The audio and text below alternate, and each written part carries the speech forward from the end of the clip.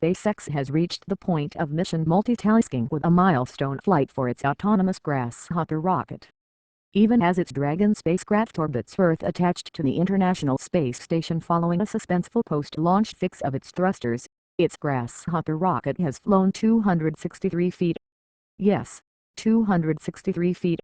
That's the highest launch yet for the autonomous vertical takeoff (LANDING) rocket. The rocket launched, hovered over Texas approximately 34 seconds and returned to the pad with its most accurate landing to date, according to the company. The rocket flies with a closed-loop guidance system that manages to keep the rocket dancing on the proverbial head of a pin in a remarkable feat of, well, rocket science. Company founder Elon Musk proudly showed off the video of the flight, which included Grasshopper's frequent flying cowboy passenger at SpaceX's during the weekend. Grasshopper is part of Musk's long-term plan to build a reusable spacecraft and launch system that would bring the boost stage of the Falcon 9 rocket back to Earth.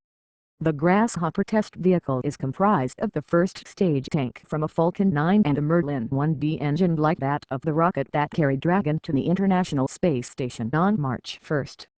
Thursday's flight was the fourth test hop, and more than doubled the altitude of the previous flight.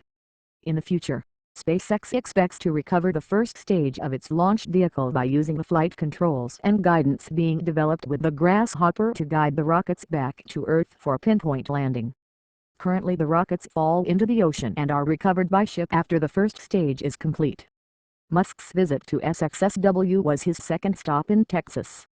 The entrepreneur spent time talking to lawmakers about developing a space launch facility in the Lone Star State. SpaceX currently has 2 launch facilities for its NASA missions and commercial satellite launch customers. The current mission to the ISS was launched from Cape Canaveral, Florida. SpaceX is putting the final touches on a facility at Vandenberg Air Force Base in California. Both sites operated by the government, and SpaceX leases the launch pad. The company has long wanted to open its own space launch facility so it can expand launch operations. Musk says he wants to stay in the United States, but must be as close to the equator as possible for the added velocity boost. SpaceX is looking at locations throughout the South, as well as Hawaii and Puerto Rico. SpaceX already operates its engine testing facility in McGregor, Texas, and the state is considered the leading candidate for a launch location. Elon Musk's space venture made the flight in Texas, an impressive bit of multitasking for a company that's just a wee bit busy these days. Its Dragon spacecraft is orbiting Earth attached to the International Space Station after a suspenseful post-launch fix of the onboard thrusters.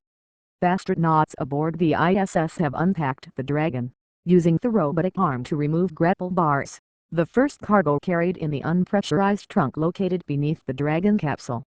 Dragon is expected to return to Earth on March 25.